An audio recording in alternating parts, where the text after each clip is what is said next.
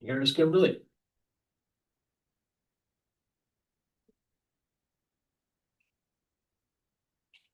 All right.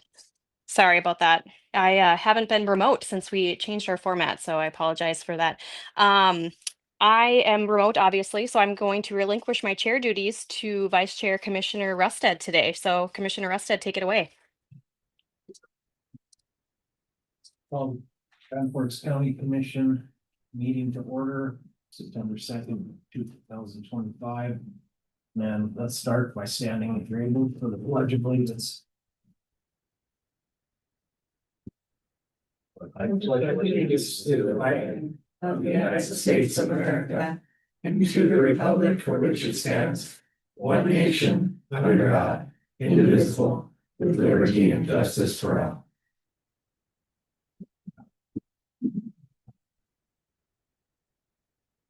Move for a motion to approve last minutes. Second. I've got a motion and a second. All those in favor? Aye. Aye. Aye. Next order. Is there anybody looking to change the order of agenda? Not, I would take a motion to approve the order. Move. Okay. Motion and a second, I will give it to Commissioner Ross. I think he was in there a hair earlier than Commissioner Peach. All those in favor? Aye. Aye. Aye.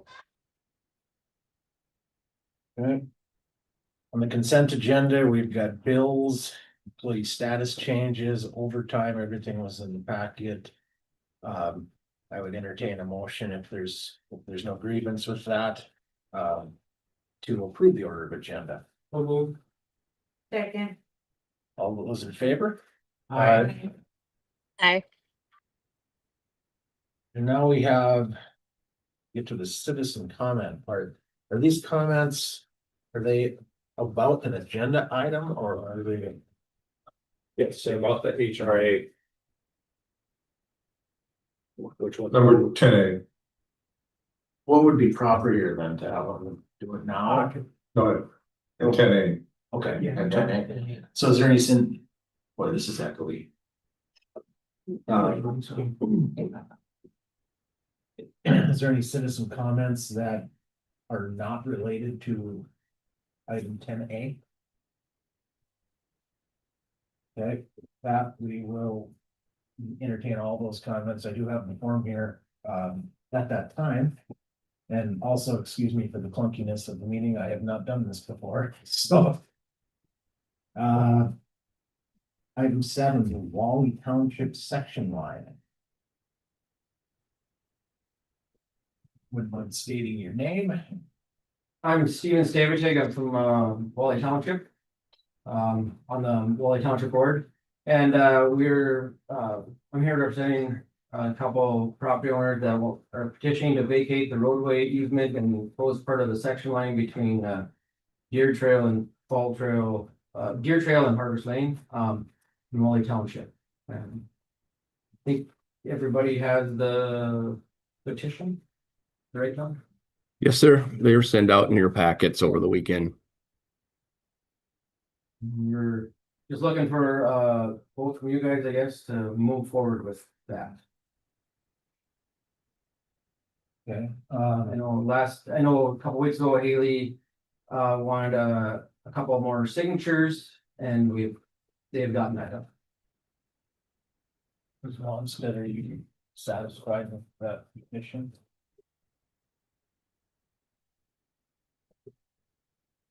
Thank you, Mr. Chair. Just for clarification, I know it was something we discussed at the last meeting. Are all the adjoining landowners signers on the petition at this point in time? Yes. And were they provided notice of the hearing today? Yes. Like Brad was the one that did most of that, so. Then I think the board could consider the petition. Just for clarification, because all the adjoining landowners did sign the petition, that dispenses with some of the additional notice requirements outlined in the century code. So we're certain that all the adjacent landowners did sign and are on board with it. I'm gonna. So the people that are immediately adjacent to it are myself and Sanford Case and his wife Debbie. And then we have the people that are just extended to that, they were all made aware of the closure, and everybody that circles us has also signed off on it, yes. Okay. I just want to make sure we're Yeah. legally. But the immediately adjacent people to the proposed section is only 2 landowners.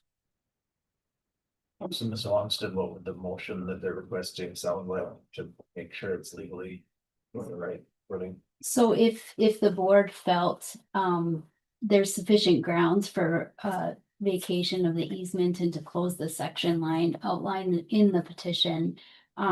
The century code also requires the board issue an order reflecting the same, which would be a recorded document with the county recorder. I don't believe there's an order that's been pre-prepared like sometimes we see, but within certain timelines, we can have that, our office can draft that and have that submitted if that's included as part of the motion that's approved by the. So I guess at this time, I would entertain a motion if someone so chooses. I'll move approval and with the state's attorney drawing up proper documents. Second. Is there any discussion? Okay, well, with that, we got a motion and a second. All those in favor, say aye. Aye. Aye. Well, good to go. All right, thank you. Yes, sir. From the landowner standpoint, is there anything more that we need to do in the immediacy? No. Thank you. Mhm. The commission arrested, just for the board's awareness, the sound system's not working, so I let Evelyn know, so IT's aware. Okay, I was getting pretty echoey. Yep. Sounded like I was a Queen concert or something.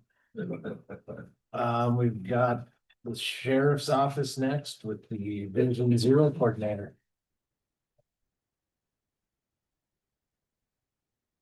I'm sure to give you guys, I'll go through them with you all. Any extras, I can grab at the end, otherwise, if you guys want to keep extras, feel free, and I can get you more copies as well. For those of you I have not had the honor to meet, my name is Caitlin Atkinson, I'm Division Zero Coordinator for Northeastern North Dakota. I am coming up on 5 years that I've been an employee of Grand Forks County, I love it, I am honored to be here and to continue to serve not only Grand Forks County, Northeastern North Dakota, and represent the Grand Forks County Sheriff's Office. My region recently got smaller. We have added a couple more coordinators. There are now 6 of us instead of 4. I am now covering 10 counties. The very first page on the packet that I gave you, if you actually switch to the bullet side of that second page, in the bottom right hand corner is a map breaking down our different regions. We added a position out of Jamestown, Joey from Jamestown, it was always convenient. And he took over 3 of my counties. And so we also switched Trail County to drop down into the southeast corner of the state region. I still cover a lot of property. I still have quite a bit of drive time, especially when I'm headed up to Rolette County, but it's not for none. We are making huge strides, even with that drive time. I have a meeting coming up shortly with Rolette County on one of their schools is looking at signing on as a Vision Zero school. And that is a program that I'm really excited to have, not only in my region, but actually right here in Grand Forks County. Last spring, Larimore High School launched as the first Vision Zero school in Grand Forks. We hosted a launch event. The Grand Forks Herald was kind enough to cover that for us. And they did put out a really great article on that. We will be meeting here within the next couple weeks to a month to get rolling on what they, by then, the student leaders would like to do to continue to improve road safety within their school.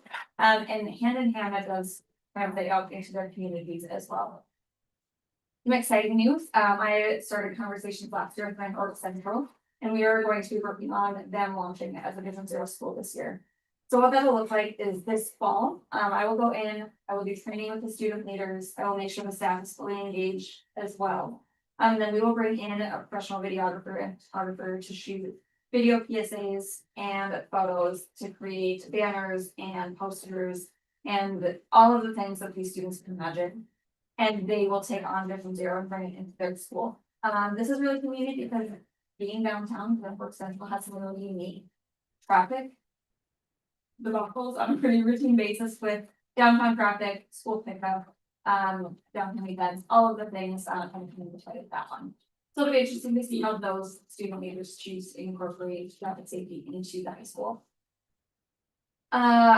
I will move away from the Vision Zero schools topics. I don't want to take up too much of your time. That for Canada in general just kind of covers all of the things that we offer through Vision Zero. My services, when requested, are free. We do not charge for this program. It is completely funded through NHTSA.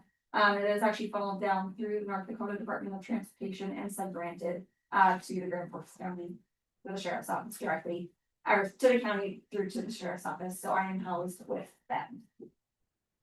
That is not changing anytime soon. We're excited that this is on board. They are continuing to love the program that we're doing. And we've actually been able to share some of our successes on the national stage through the Lifesavers Conference, which is a national conference strictly for highway safety. The next 4 pages, I think it is, are basically data. I won't dive too heavily into it, but basically the first section covers serious injury crashes within Grand Forks County. We had a total of 98 serious injury crashes from 2019 to 2023. We have not pulled 2024 data into this yet. That takes time to get filtered into the system, and so they're still finalizing those. But hopefully by the end of the year, I can get that 2024 data and be ready to go with that. This breaks down the different factors that were at play in these crashes.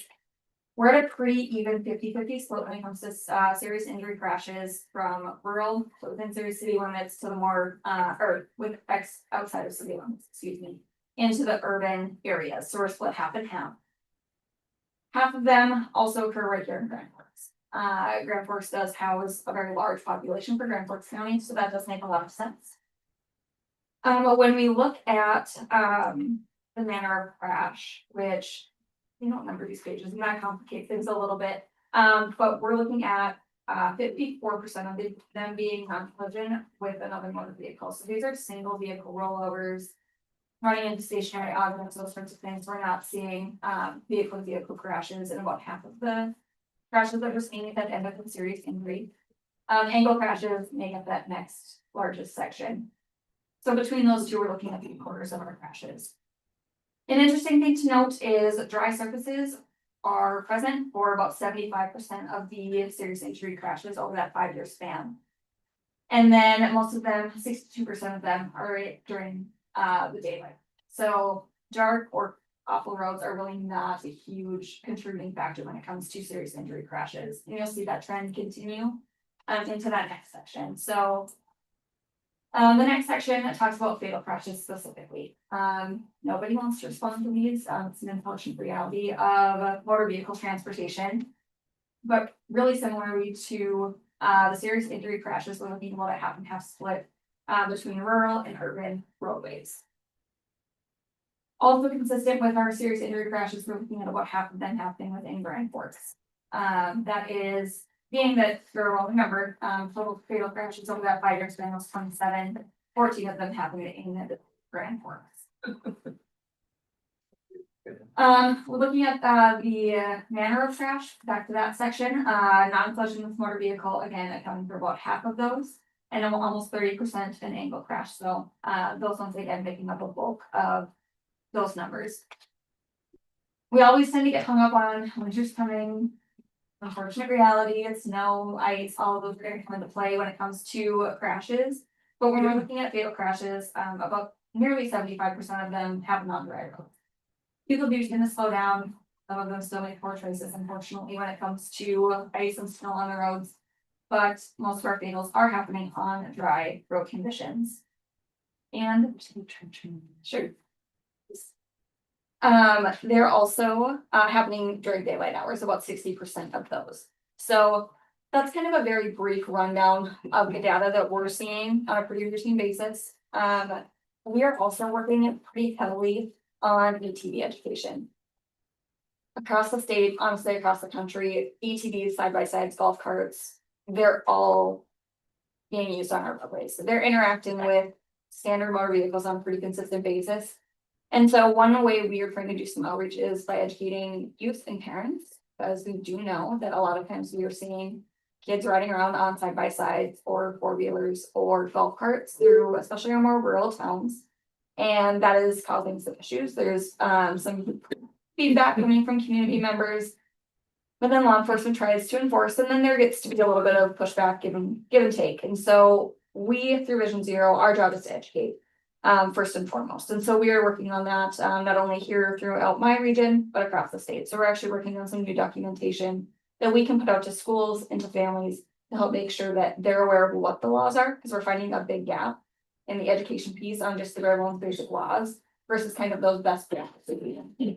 So that is another thing we are working on and continuing to push out, but at this point, I will stop talking, and I would love if there's anything you guys are seeing or concerns you can have you like me to be aware of and bring back to my workers across not only state, but right here, the partners that I'm working with in the area.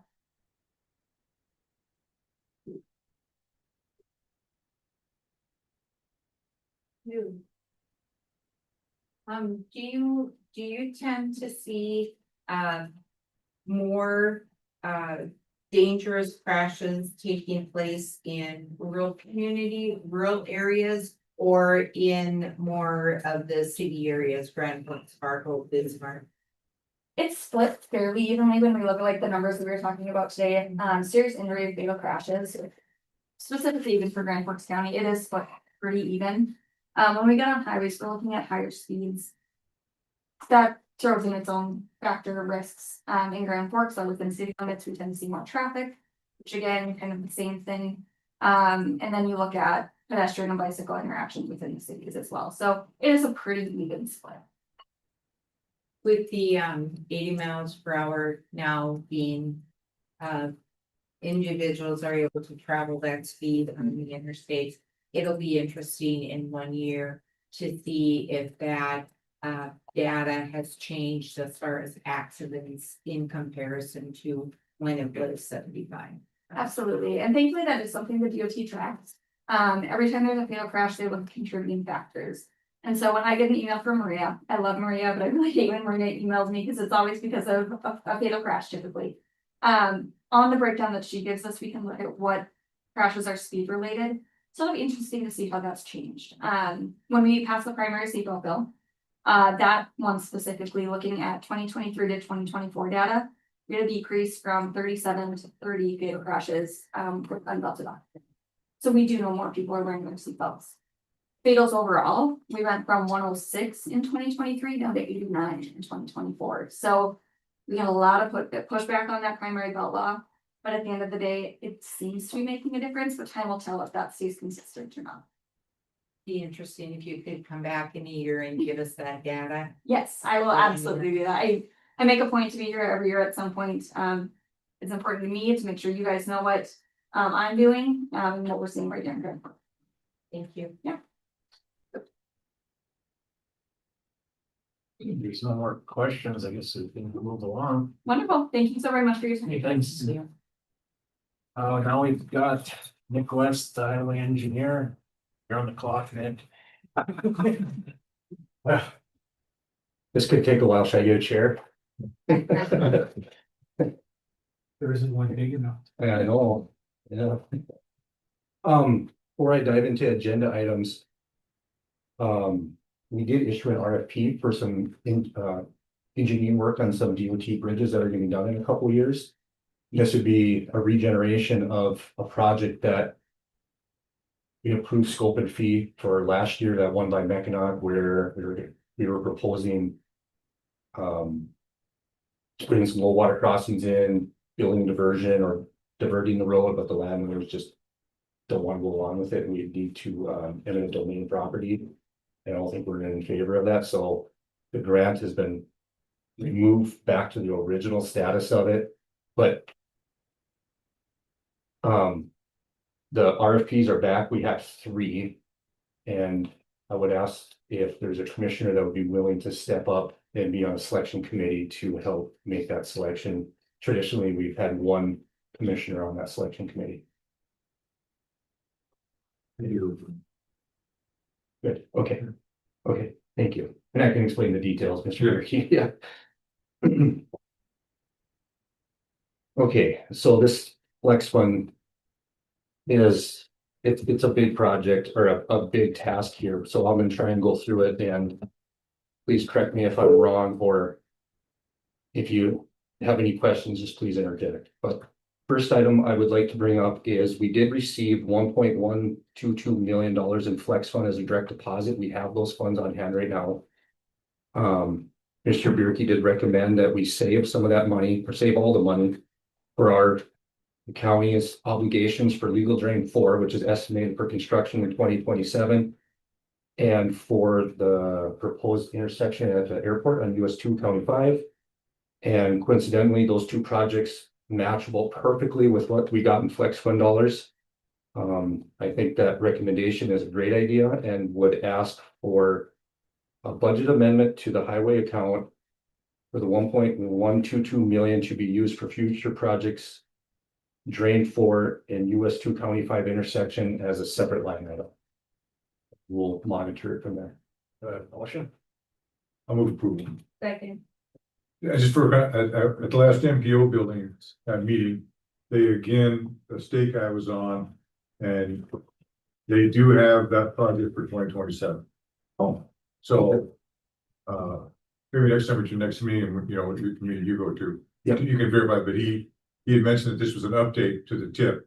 And that project had stayed on it, but just want to follow up on it, but the plan now is for the intersection at the airport to be the year 2027.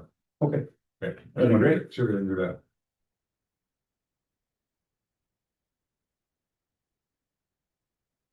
that. Oh, yeah, got a motion. My first one, got a motion in a second. All those in favor signify by saying aye. Aye. Unanimous approval. Thank you. I was gonna jump around a little bit here, or would you have next? What's on the project list? If I could, I'm gonna jump to the county bridges one. And just to let the board know, a couple weeks ago, we did apply for some county bridges. There are 5, well, they asked for up to 5 bridges. I submitted 5 bridges. For replacement, one in Americus, one in Hegton, one in Allendale, Blooming, and Mackinac. And I tried to pick a variety of types. Page 89. Sorry, thank you. Yeah. There's a reason to my madness here. That's But, right. She was going through us. Yeah. So I picked one that could be a double box, that would still be a major structure. One that could be a bridge or a triple box, 2 that could be converted to a minor structure, and historically they've bitten at those pretty well because it gets them off their list. And then one would need to be a bridge, so we'll see where that goes, and whatever is approved or not approved, I would come back to the board with the results and for consideration, but just let the board know. I did have the list on here as soon as we had it put together, sharing with the board here, but the next, are there any questions? The next item I have is just, and it was later in your packet too, but this is the grant application or the grant guidelines for the flex fund. And the reason I bring that up, and this is to be considered on every other project we have, is they give different priorities depending on what the county is willing to fund ourselves. So the more money we put in, the higher priority there is, bottom line. So if the county is willing to submit a grant application and propose a 50% or greater cost share, we can move into a high bracket. If we're less than 50%, it's medium. If we have no funding, it's a low. So the higher we go, the better chance I think we would have of getting the grant. So as we go through some options here, I would say just keep that in the back of your mind. And if you think we should change anything, any of those proportions than what I have proposed, please say something and we definitely talk about it. But I just wanted the board to have a copy of that application. Okay. I'm sorry, jumping around here. I should have kept it in order, but,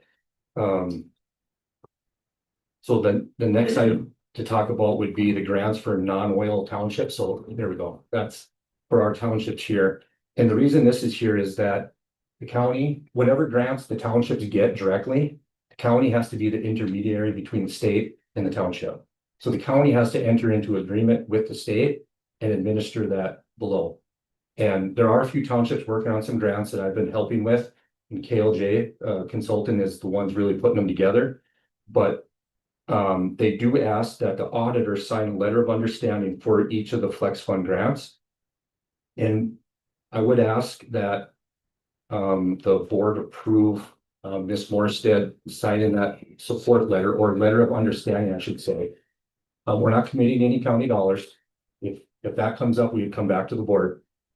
But I just need this board to understand that we have to be that intermediary if we get that grant for the town place. If that's okay. Mr. Chair, I would move approval of his first signing off. First and a second, all those in favor, signify by saying aye. Aye. Aye. Unanimous approval. Thank you. The next project I have is Manville Avenue, Manville, North Dakota. So that's that concrete pavement of old State 44 that the state abandoned after they built the interstate. So I worked on getting a scope of work put together. There's a couple of maps and then some culvert replacements on here. But what I'm proposing is to do a 3-inch overlay. Replace just about all the culverts because just about all of them are shot. The ones that are under the road, under the concrete pavement, we would line or slip line or bore a new one. After it's overlaid, we put a chip seal on. So all the major items should be covered for hopefully the next 20 years, you know, all the crack sealing or pothole or whatever might come up. But the road should be in good shape afterward. This one, I am proposing 100% cost. So with no county dollars, no city dollars, no township dollars in there. So that could be a point of discussion here. Now, the odd thing we have here is we do have the Grand Forks District Engineer has offered to supply a letter of support if this board approves it. He said he's talked to the DOT engineer in Bismarck, the head engineer, that he would support a project like this too. So if this board is okay with it, I would also ask if it would be okay if there's minor adjustments that come up in the next couple of weeks before the grant application is done. If we notice culvert size needs to be changed or a unit cost is incorrect, that I could have a little leeway in there. Also, if this board approves it, I would go to, in addition to the DOT, I'd go to the city of Manville and Ferry Township to get their letter of support as well too. If the grant is awarded, then we could work, if the board approves it and the grant's awarded, then the state and the county could work on transfer of the right of way. And the county would work on 1/3 split with the city of Manville and Ferry Township, but only if the grant's awarded. With that, I would ask for, it's okay for the county to apply and for the chair to sign a letter of support. First of all, I think on all these, can we just assume it's okay for him to make minor adjustments? Yeah.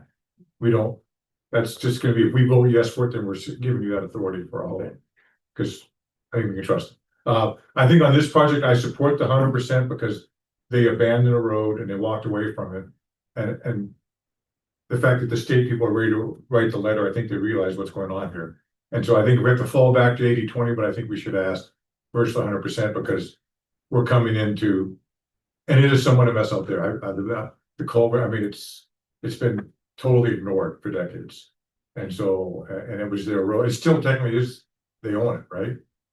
They do own it, but they will not claim it or will. I know the point. They own it, but they pretend they don't. So, Right. with that, I would move approval for this project. Second.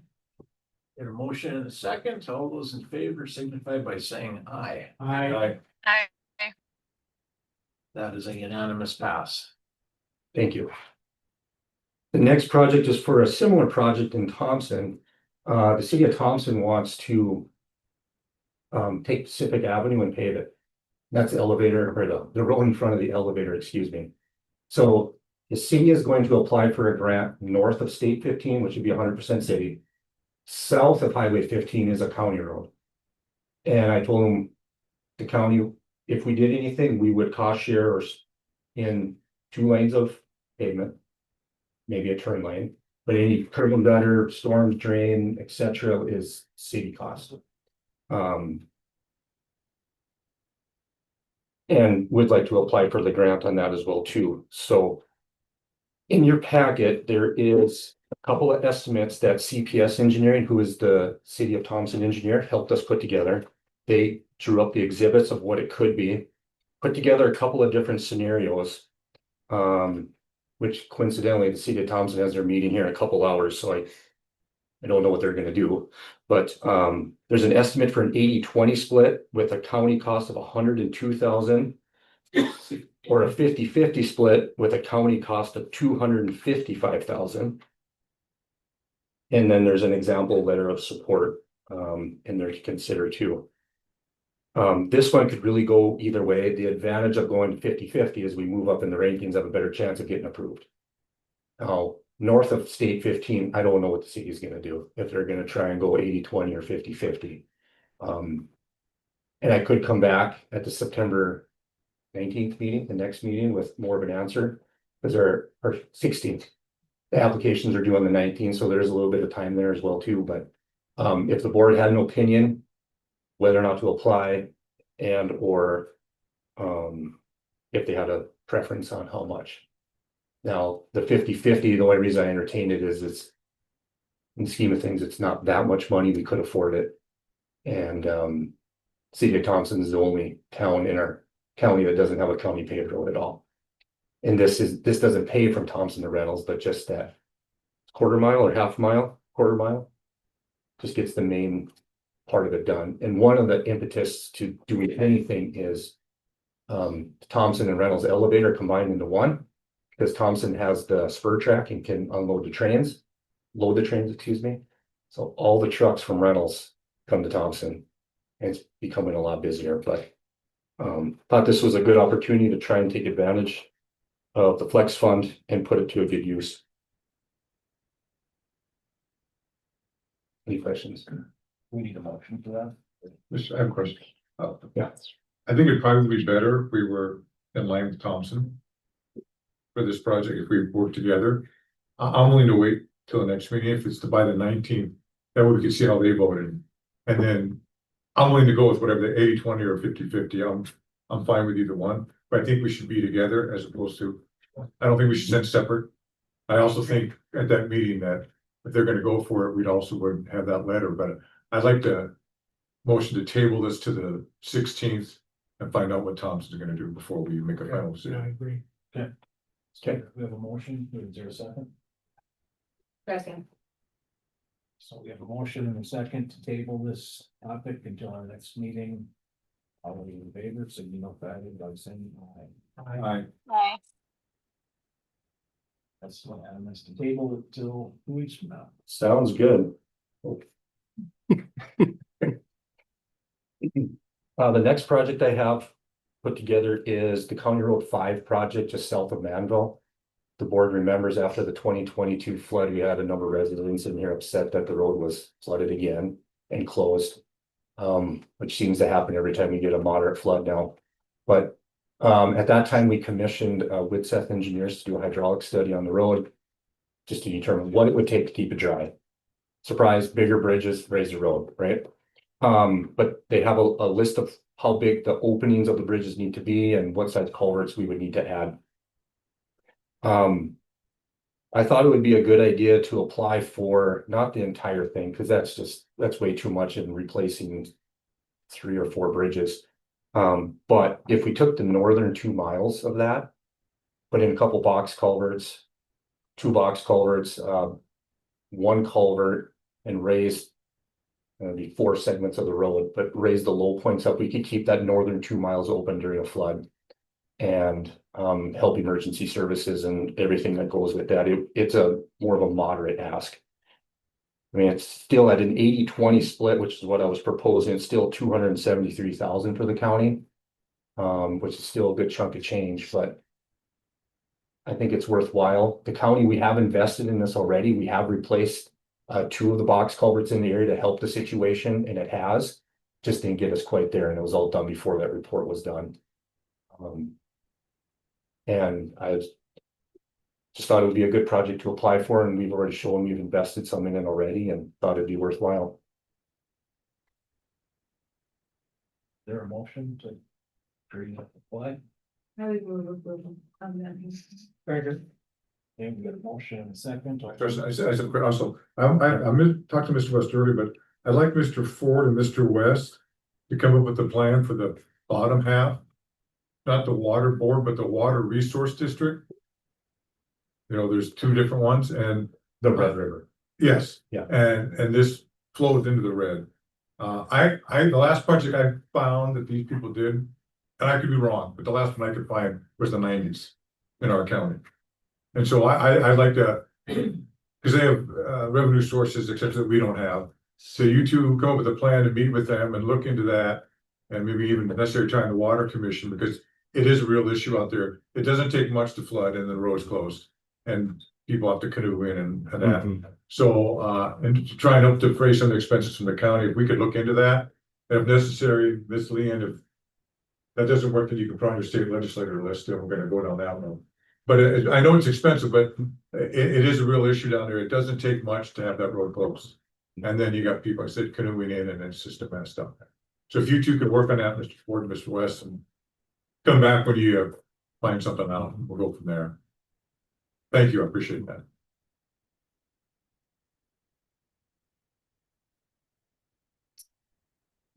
Are there any thoughts on if the county should apply for the north 2 miles? Wait, I think you had a motion second already. Yeah. Okay. Oh, yeah. All those in favor? Aye. Oh, I didn't hear Kimberly. I don't know if she's still on. I was an aye, sorry, my hand was not on the mute button. Oh, okay, so unanimous approval. Thank you. The last project I have proposed is to replace minor structures on township roads. We did submit a map, or we have a map put together of all the minor structures on township roads that the county is responsible for that are in poor and very poor shape. So that's all the red dots are poor. All the blue dots are very poor, and this grant will just address the very poor ones, the ones that are really bad. Although all of them could be replaced, but it's way too much. Identifying the very poor ones, we came up with 16 locations, which involve 11 townships. 22 total culverts, estimate a total cost of 1.8 million. And an 80-20 split, that's 370,000 for the county.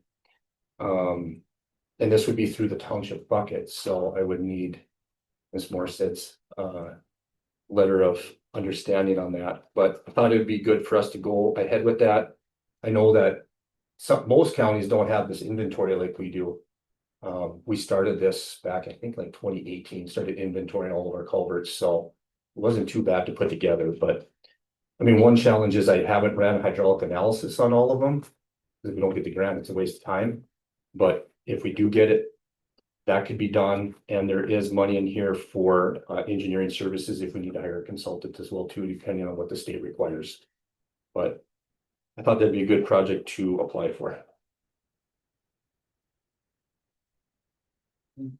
Questions? Your team wants approval, second.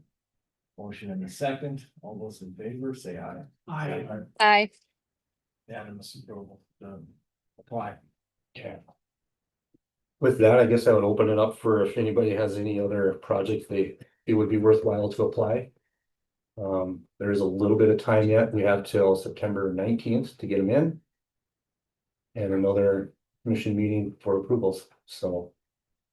If there are anything, let me know. If there are any. Just on a similar, Mr. West's department, they did a great job on mowing. I used to areas I've seen, they've got it mowed from the road all the way to the field. And usually, a lot of times you can't get in there because of the, but it's been a dry year, and they've got after it, they got and the ditches really look good.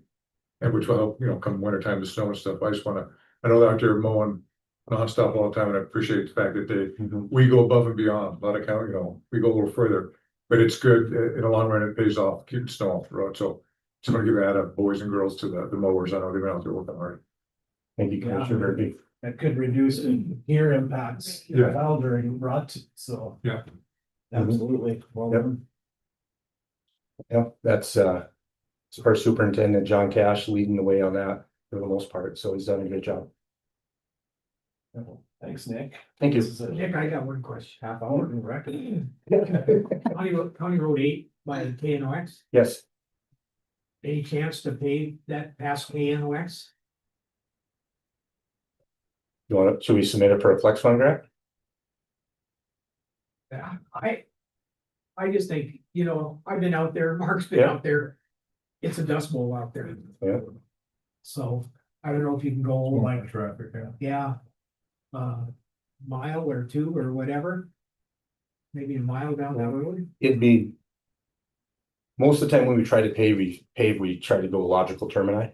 So it'd go from County 6 to County 7, KT Road, like about 6 miles about. I mean, we can just do a mile or two, but I mean, just to start with, you know. Yeah. I know it's expensive, Yeah.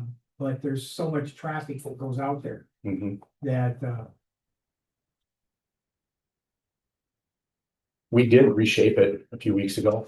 Cut the shoulders, pulled it up, put 2 layers of gravel on it, because it was flatter than heck, and we, the dust, that didn't fix that problem. no, No, I mean, I just something to explore, I would be in favor of it, I don't know if anybody else will be, so. The concern I would have without the dust would be potential crack, mhm. so I would be in support of it. Yeah, So that'd be that, you could ginge them up by the 16th, right, because that's what, the 19th too? yeah, Is that, Correct, it'd be the 19th. I see you can have that, you Application together. could do that in the Thompson one then. Yeah, I'm fine, yeah. Yeah. At least run numbers, see yeah. what you get. And I don't know how many miles you wanna go, but it's. You know, a Yeah, lot of people live you out want there. to shoot for a single or try to home run? Well, why don't you do both? Run both sets of numbers, and we could, I could, then we will have a chance to read it over the weekend and talk about it at the meeting, but yeah, if we have 2 sets of. Because we decide then, you know, in the report, kind of give us update where we're at with our money too. Yeah. What his maiden name is late. would you want to see like a 80-20 split in the costs, or? Cause when we did Eagle Avenue. I think it was like 800,000 a mile, and that's just gravel pavement, there's no culvert work. And there's not many culverts on 28, there's No, I a don't bridge think over so. Cold Creek, which should be good. Yeah, Maybe a handful of culverts we should probably replace if we're gonna pave it. I'm good at 20. yeah, 80-20 is good, Okay. Sure. I can do that, all right. no problem. All right, thanks, Nick. Thank you. Appreciate it. Up next, we've got the county administrator with the HRA reimbursement schedule. Mr. Ford, take it away. Yes, Commissioner Rusted, commissioners, I think we're working now. Sir, I have to clarify, there Yes. is actually some comments on this too. Is it better to have those comments first or after you speak? I think whoever from the Employee Association wants to speak, let them go first. So there's 4 names on this comment form. Are you guys a quartet or are you coming up individually? They're gonna, We're up to at 40 start each other. time. Okay. We got Sarah, Chris, John, and Glenn.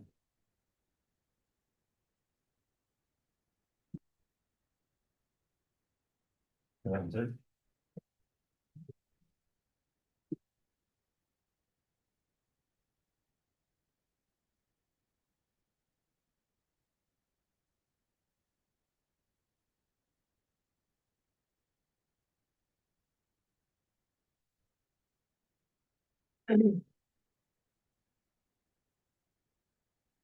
Great.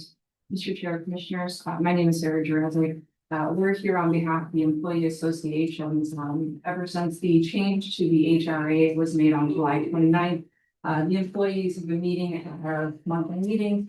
And we do have a lot of frustration from the employees about the change to the HRA.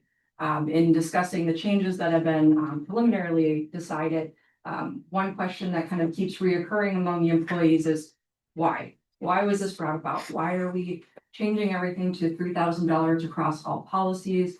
Why are we changing the reimbursement to being a monthly distribution? Why are we trying to fix something? What's the break? As I don't know, negotiation team, in discussing it with the employees, that's something that we don't really have an answer for.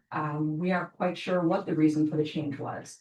At this point, I guess I would turn to you guys to see if you can help us answer that so that we can tell the employees why this was considered.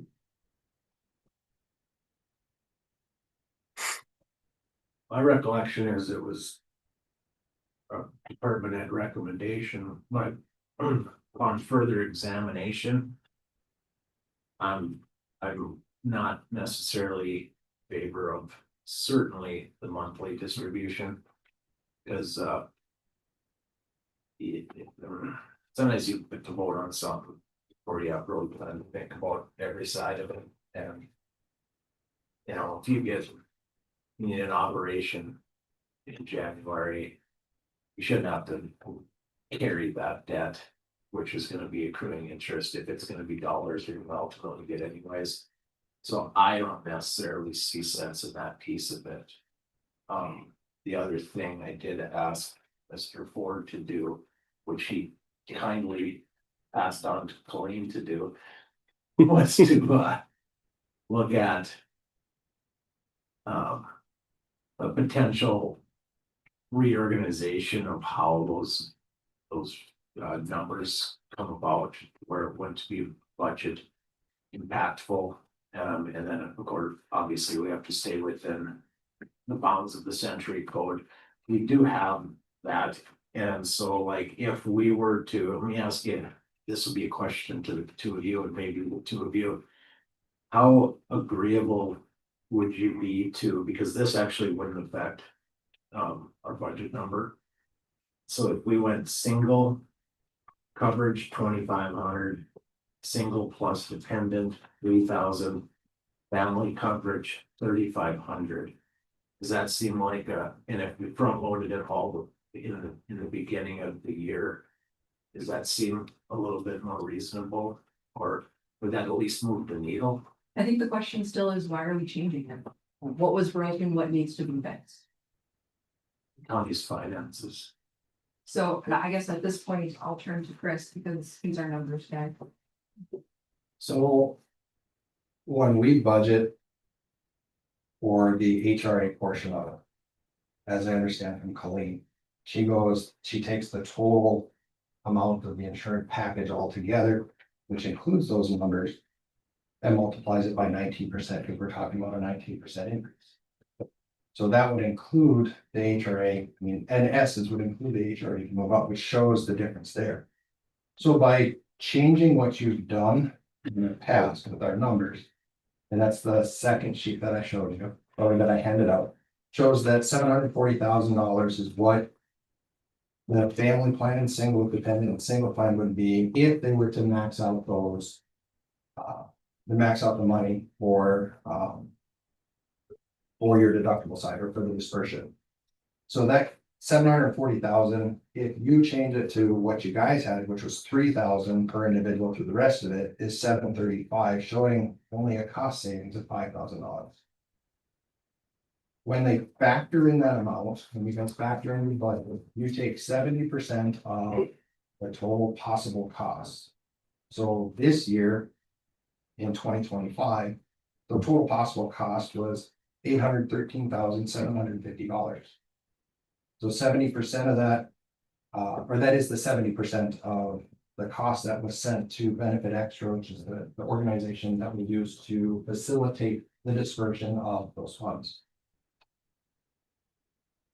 The reason we don't think it's a cost savings is because that money that we don't use comes back into the HRA to help offset the costs for next year.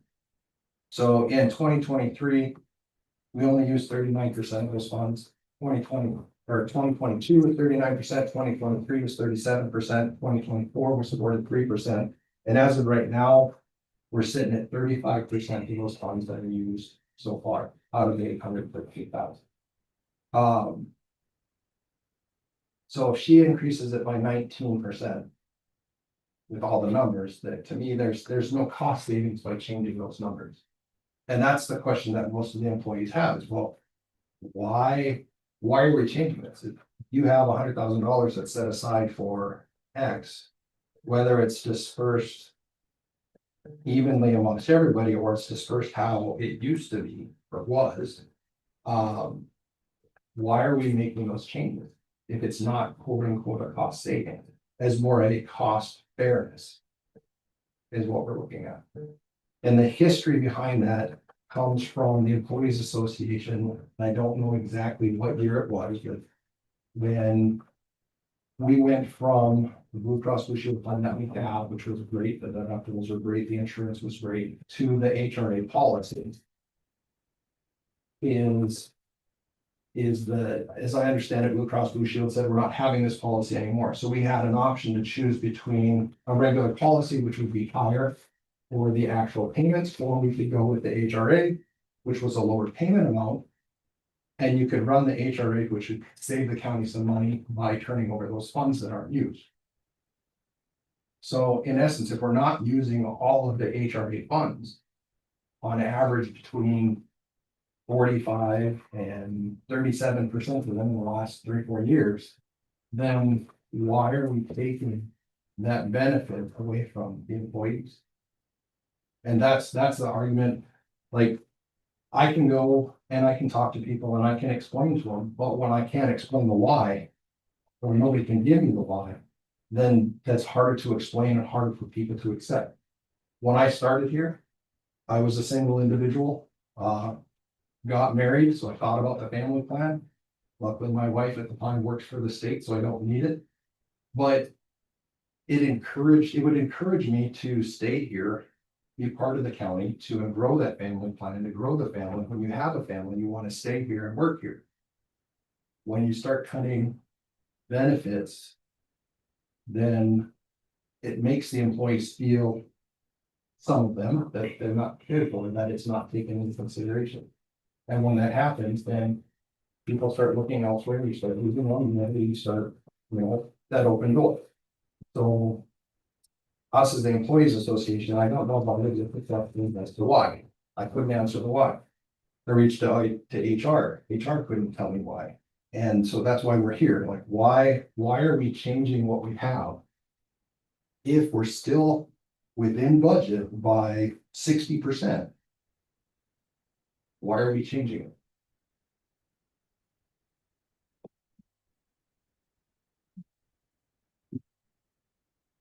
I believe I would agree with Commissioner Rusted. I believe it was looking at a cost savings. And part of, that's what the discussion was. Yeah, there's no want to change it. So it's gonna save money. Now, if this isn't going to, then I would side with them because, I was under the impression that we would realize some significant budgetary savings with a switch to this. As a matter of fact, I think originally the number that was getting talked about was like 2,200 or something like that. And I said, well, if we're gonna do this, why don't we make it a larger figure? And I kind of, like I said, didn't really necessarily completely through. I thought, that was a good decision at the time. But you know what? If we're not gonna realize any savings from it, then I guess, I don't know what your guys' thoughts are, but I don't know what the point would necessarily be if we're not gonna realize savings, and all we're gonna do is irritate a bunch of people. I have some questions for Ms. Morrison. On your, is this like an accounting principle where you're mandated to set aside the entire amount because it might get used, so you have to do that? Is this an accounting thing, or could you just set aside less money? I know sometimes on some of these type of things, you have to you do something, you gotta set it all aside. Is that what one of these, is one of these things? Well, I look back at the prior years Okay, and then I take it times what they say the increase is gonna be. And then I use that number to budget. okay, but just a side note, if we, let's just say the percentage is 40%.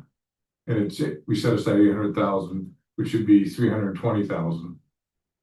Why would we budget 800,000 if normally it's 320,000?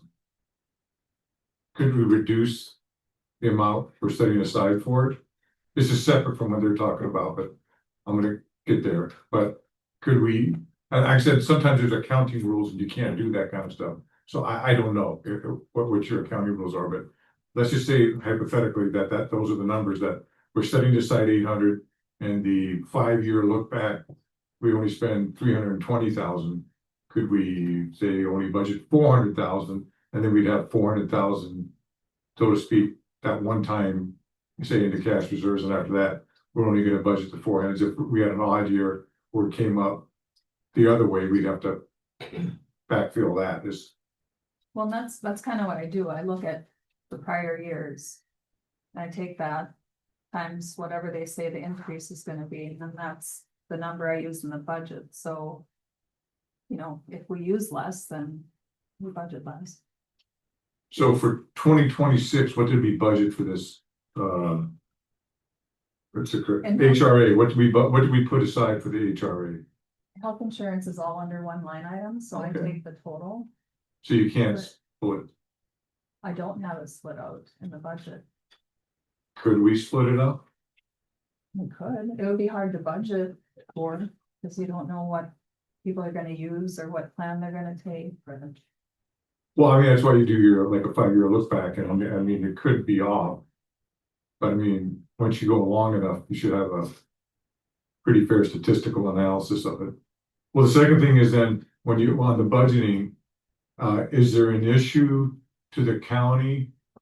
Does it matter if we budget it yearly all at once? Or if we went to this monthly, is there any?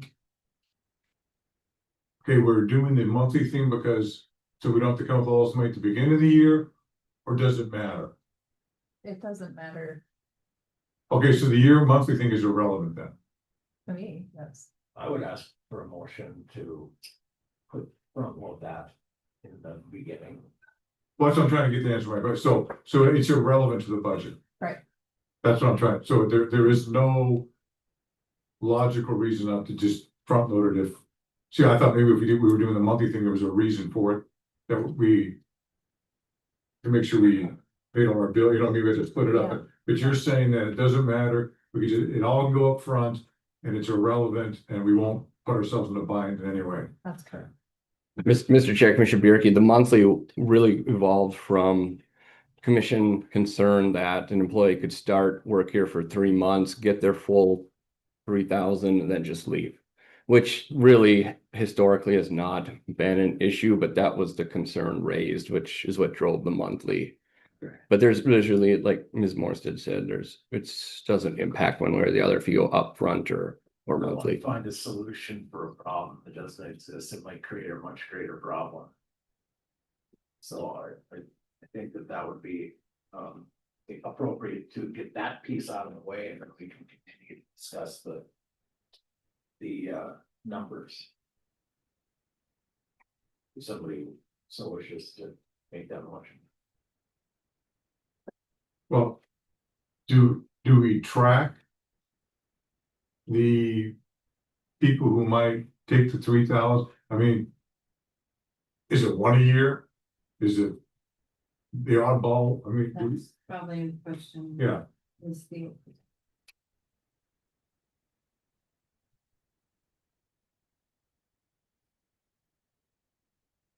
So Vice Chair Rusted and Commissioner Bierke, it is not something that's easily trackable at this point. It's something that we can track moving forward.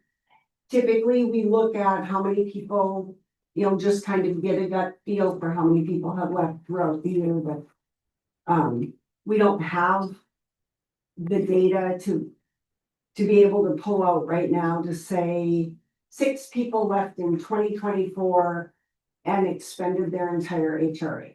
I'm going to use myself as an example. I am one of those people who only twice in the time I've been at the county for 10 years, we've had this program or this account put in place since 2018, 17. Twice I've used all my money. One of them's this year. And it happens, we don't know. So when the 70% number, to give you a little history, the 70% number that was used as a budget number. Assume that 70% of your HRA money will be utilized.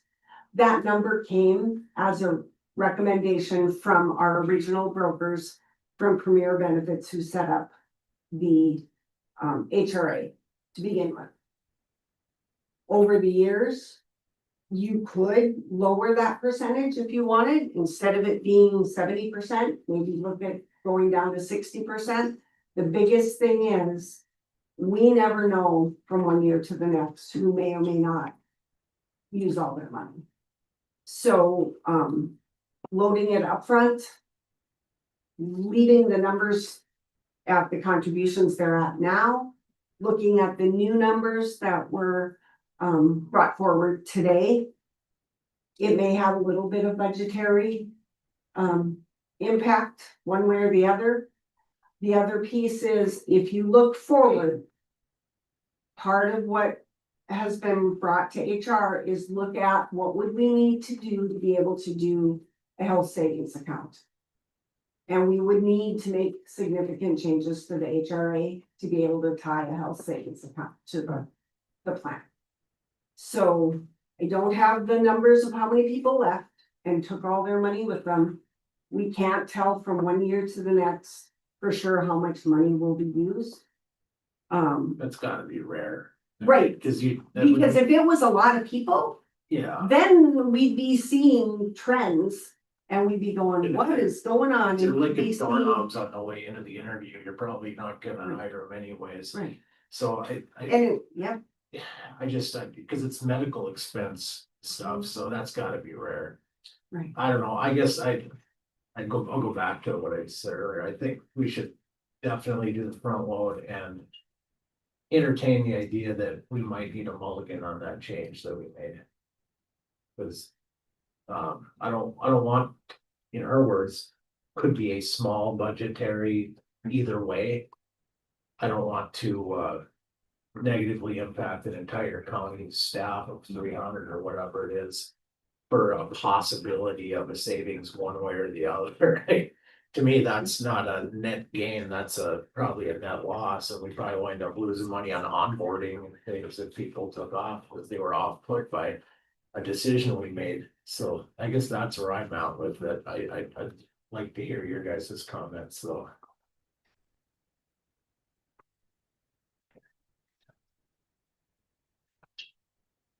Well, I just think if the wheel's not broke, don't fix it, you know, Yeah, if we're not gonna realize any savings, then what is the point? what's the point? So why don't we maybe just go back to where the way it was and front load the money, and if somebody's crafty enough to get a disease and get on board with the county, then we just take that one on the chin, but I can't imagine that's gonna be a very frequent occurrence. Well, in the same, sorry to interrupt, but in the same thought there too is, you also have the people that come in and don't use it at all.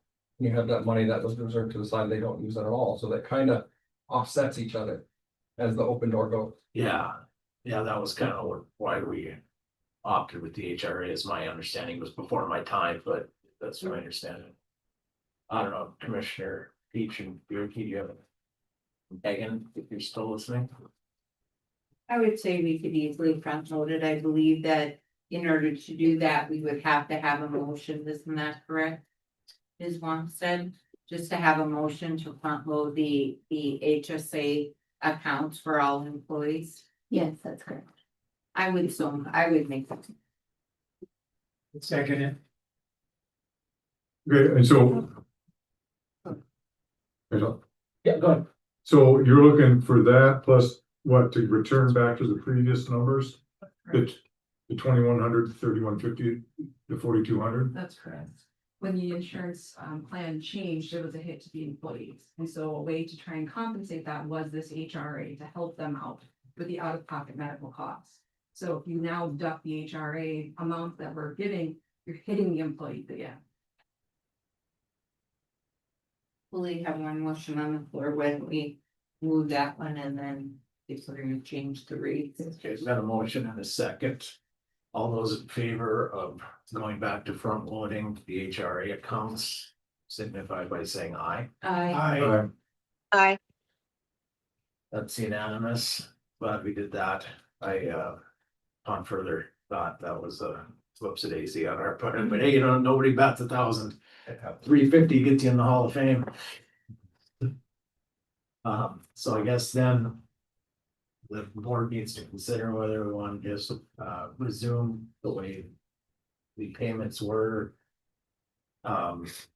Originally, before we made any alterations. Now that I'm hearing there's not going to be any budgetary savings, which I was clearly mistaken on. Based on the rate of use. I am currently in favor of that, and it will be a yes vote if we get a motion in a second. what's the percentage? We would just go back to the way it was, so like 41. It was single 2100, single plus children 3150, family 4200. I'll move that. Second. We've got a motion and a second on the table. All those in favor signify by saying aye. I, Not sure why the word signify is not my friend today, but was that your? Is that? we agree, Major. I apologize. Can I make Sure. one more comment? It course. sort of has to do with the HRA, but mostly it more has to do with the budgetary process this year. I think the employees are wondering if it's possible to get a little bit more transparency moving forward. When this came up on the agenda for that July 29th meeting, all it said was 2026 budget plan. There's so many things that you guys go over in your budget. It's hard for the employees to know when it's specific to us and when we should be trying to be involved. Additionally, during that meeting, there was some issues with the technology. The meeting wasn't live streaming like it usually does, so it was difficult for the employees to have a voice at that meeting and address the HRA changes before a decision was being made. So if possible, we prefer the old method of the budgetary plan where we got a chance to sit down and discuss our proposed changes, requests, what have you with you guys. But at the very least, we would be asking for maybe a little bit more transparency when things are coming up, so we know what issues are being addressed and when we should be making an appearance.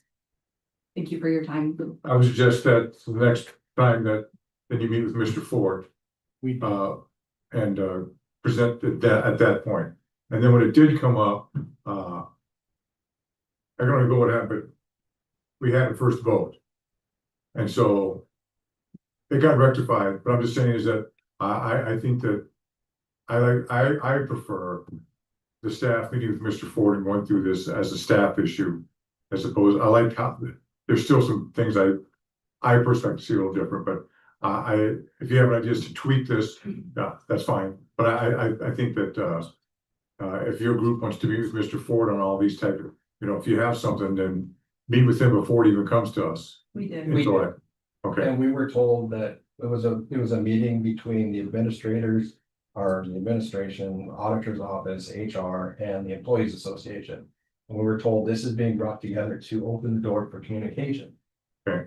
And so we would ask them that those in that meeting, that if something's brought to their attention, that they reach out to us and to ask the employees what's going on, instead of having to go back after the fact and try to come back. And Okay. do that. lesson learned. That employee benefits would be affected, and we asked about that. Okay, And we were told that that wasn't going to be changed. okay, lesson learned. Mr. Chair, Yes. since I was called out and HR was called out, I'd like to make a couple comments. Yes, there was an initial meeting. It was at the very beginning. I've been doing this a long time. I wouldn't make such guarantees, by the way. But that said, these concerns weren't brought to staff's attention until after the preliminary budget was passed. There was 2 public meetings with the budget. There was 3 presentations and commission meetings with the budget. I was told Mr. Hutton was in constant communication with the chair. She circumvents me. But HR wasn't able to provide the information you asked because Ms. Steele on HR is on FMLA and Ms. Birchheim is the only one in the office. So I told the Employee Association I was more than happy to meet with them before this meeting. I didn't hear anything. I instructed Roberta to have them all talk to me because she's busy. So Perfect storm, but we rectified it. it's rectified. So, but I have a tickler to for late winter to reach back out to your leadership so we can start talking and have these discussions well before the budget meetings start. I agree. So thank you, sir. Yep. By the way, I do have some other items under my report. Oh. Okay, what do you got? Yes, sir. Move on. Yes, no, next, Grand Sky, is requesting $63,000 from the 2023 EUL funds.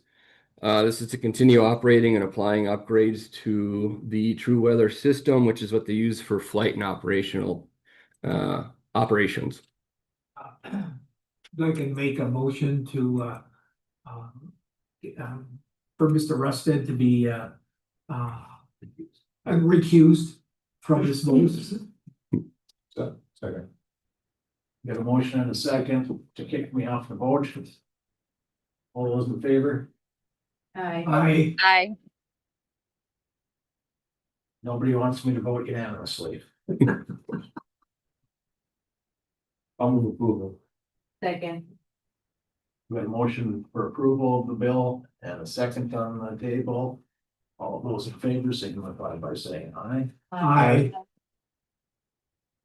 I accidentally voted, but let the record show that I did refuse, so my vote was just simply stupidity. Is that it, Tom?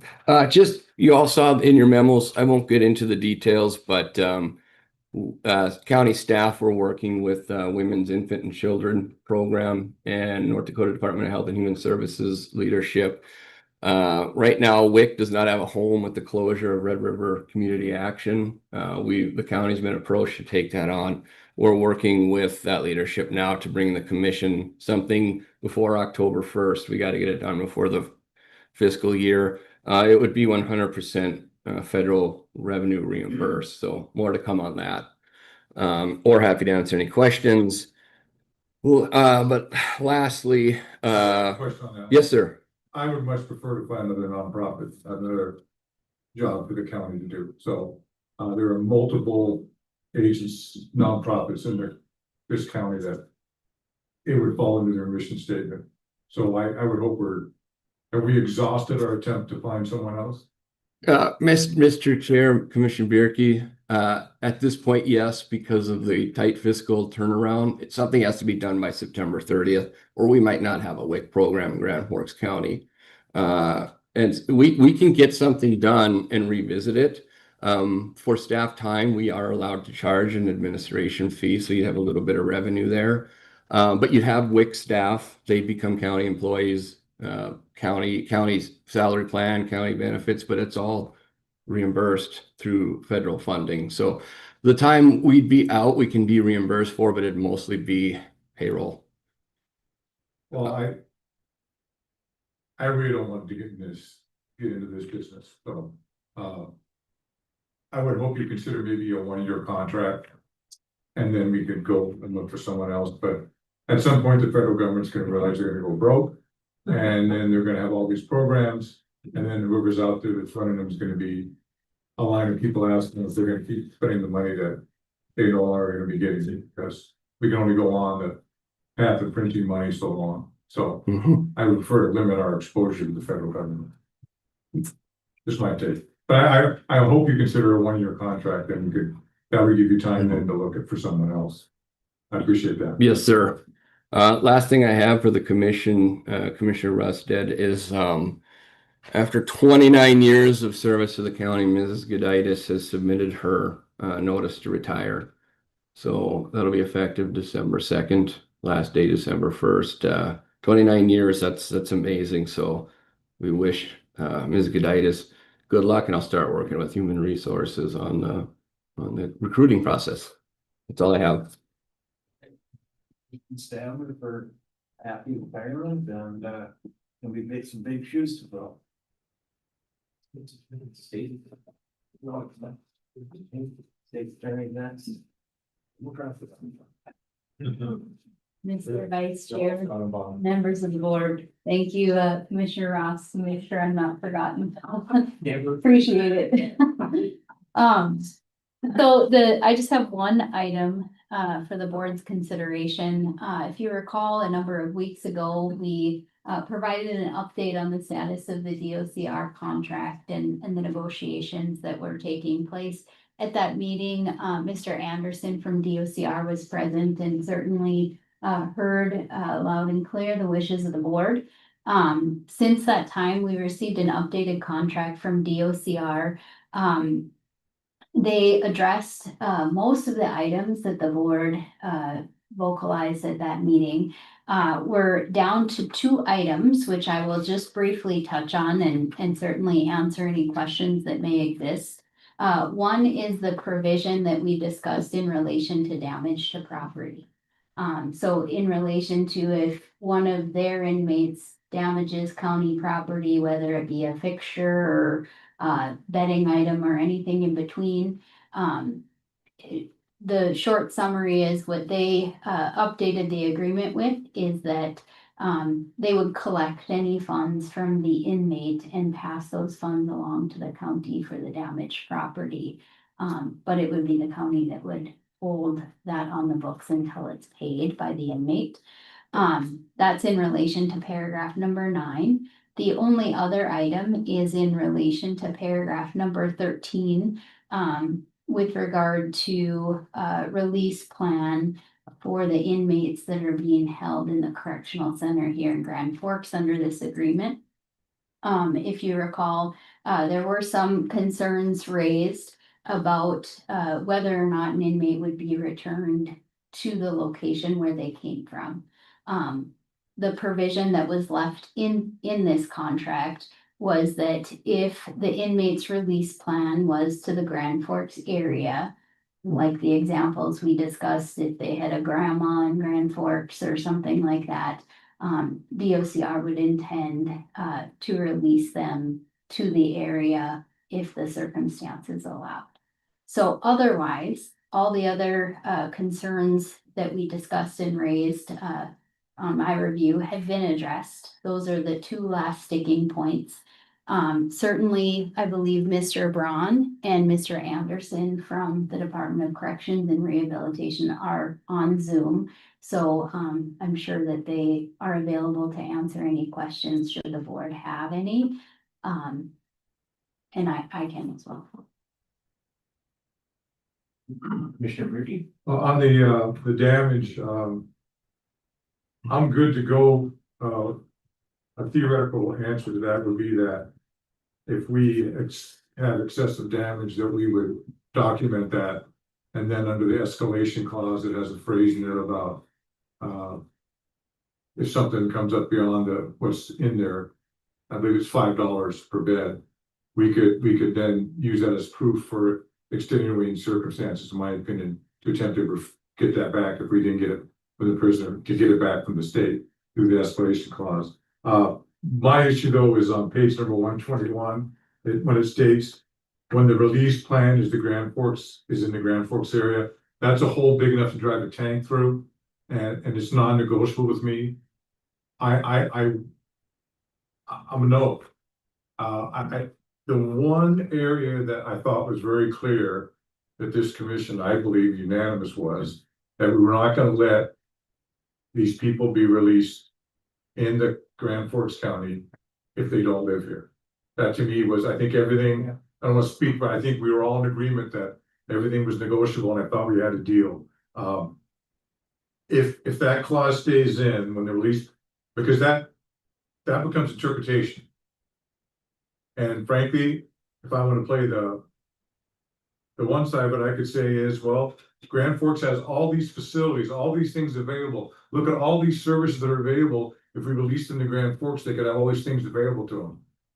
And then we could be having coming left and right, get released to Grand Forks, because look at all the services available in Grand Forks.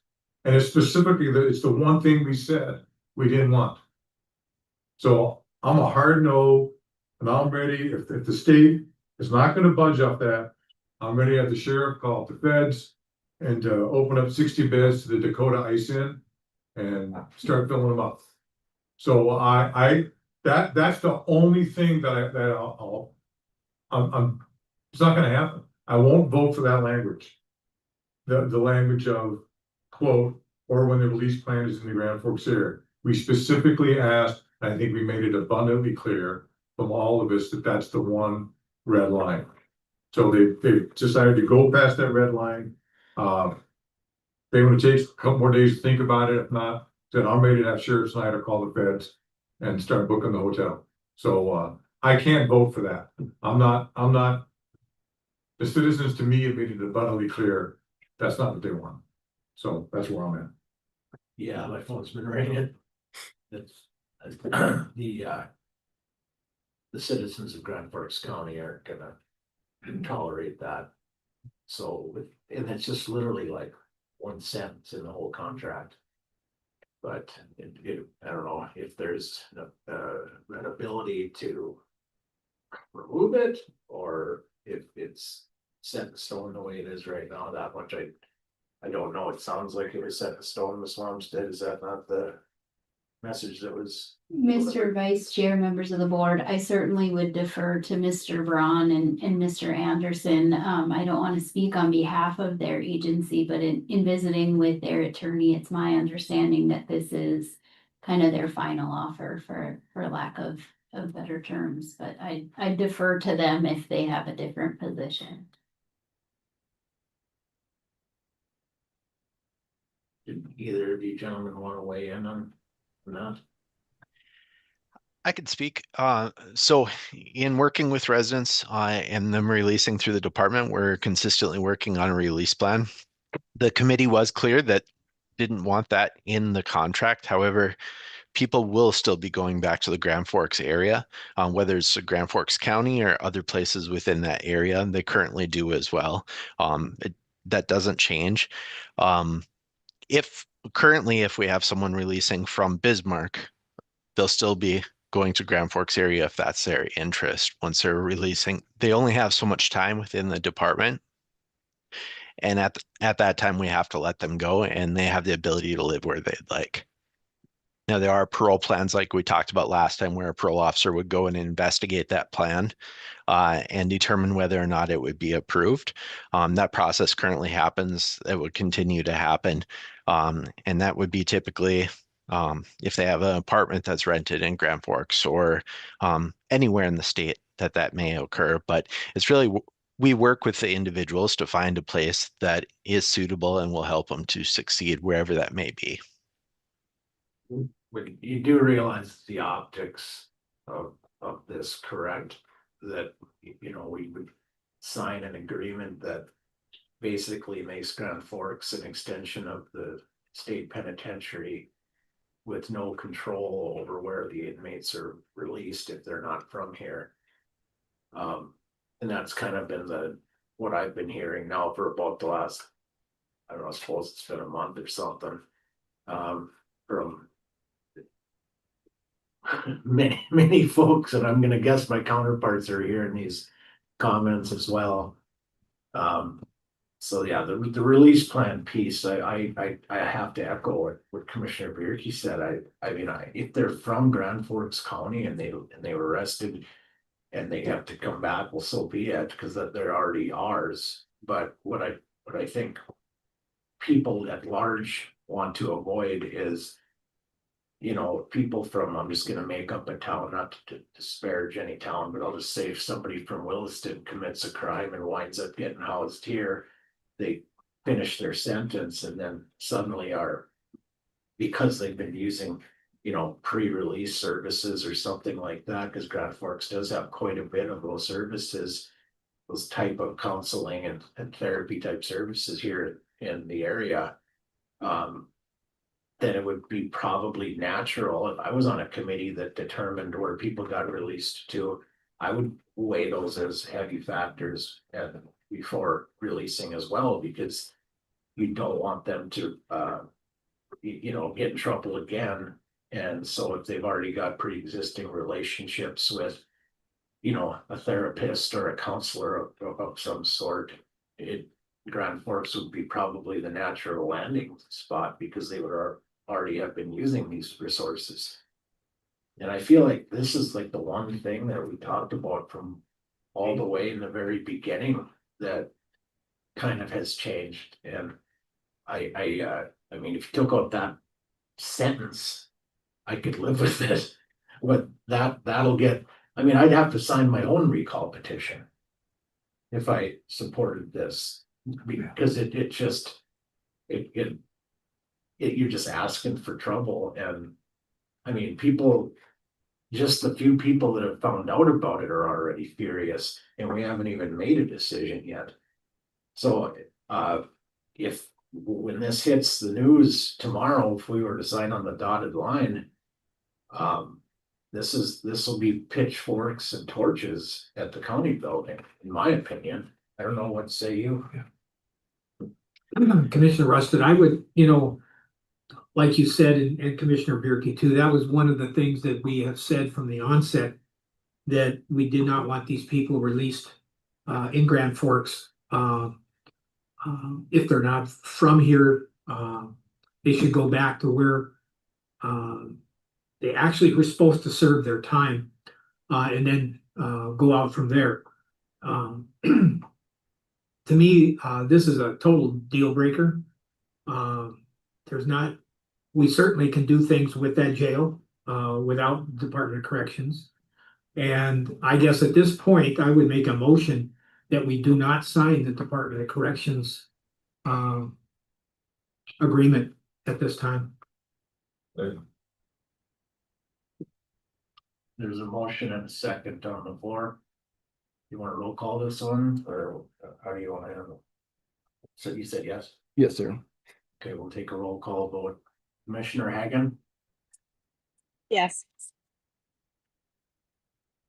Commissioner Bierke, Yes. Commissioner Peach, Yes. Commissioner Ross. Yes. It doesn't matter what I say, yes. But we can't enter into it unless they adjust that language. And they will. I don't, it seems like you don't want to, but they adjusted it, and before Schneider gets on the horn with the beds and whatnot, I'd hate to call it settled right now, but I don't think we should do anything with the release plan. Well, the thing that bothers me, we talked about this from the onset of this whole procedure. And that's the one thing we stipulated, that we do not want them released in this community. And you're absolutely right. We'd all be on recall petitions. Because I've heard from the public, you've heard from the public, they do not want these people released in their community. So. And I just on a side note, I know the sheriff had to leave for something else, but Mr. Ford, if I'd like to have you meet with the sheriff or phone or for whatever, and let's go. We got 60 beds to fill. Let's go. Can't wait. Got bills to pay. So if this is the final offer from the state, then we've had our vote, and technically I think we're supposed to open 1 October. You can check with him as far as staffing and his options. If could you put that on the agenda for the next meeting? So an update on the jail situation as far as staffing, when it could open, what's our plan to fill the beds, etc. Also, you can throw under maybe contact, I don't know, Walsh County, at least for a while, had an issue, and if there's any surrounding counties also, whatever. But let's go. But I appreciate we tried our best to work a state. The issue, this is the key issue, is we were becoming, so to speak, an extension of the state penitentiary. The deal is we wanted the money, which we did. The deal is they wanted the space, which they got.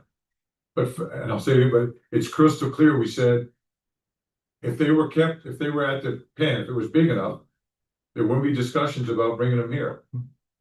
So it's just too easy because we have all these things available in this city. I mean, I'm not saying they will, but they literally could dump them all here. And so. I'm ready to move on, so can you put down the agenda and talk to sheriff and give me some information, we could write a report up and give us a briefing for the 19th meeting and where we're at Yes, sir. as far as opening and what we're gonna do. Thank you. That's settled, so I'll move to committee reports, Commissioner Chairwoman Hagan. I don't have anything to add. Thank you. Commissioner Bearden. There's a new MPO director being hired September 15th. I've notified Mr. Ford. And he'll be meeting with him once he's from Bismarck. I think he's got a lot of experience. I think he worked for the state, the city of Bismarck. So I believe he's actually from the area. So once he gets here, then Mr. Ford and me, and then I'll start seeing him at the regular monthly meetings. And I will continue to follow up on that airport. But the last I heard, it was the second look at that project. And they were still on for 2027. I will make sure everyone here knows if anything changes. Commissioner Beach, I have nothing to report. Commissioner Ross. I had a mayor's enhancement committee meeting this morning with Barry Wilford and the mayor and myself. Talked about things coming up in the future, a lot to deal with Grand Sky, further things to maybe appear on the horizon. So other than that, that's about all I got. And I have nothing except for a request from you because the next one is Grand Sky related. Okay. So I would like to make a motion to recuse Commissioner Rusted this time. Second. Motion and a second, all in favor? Aye. Aye. So Move approval of the invoice. Second.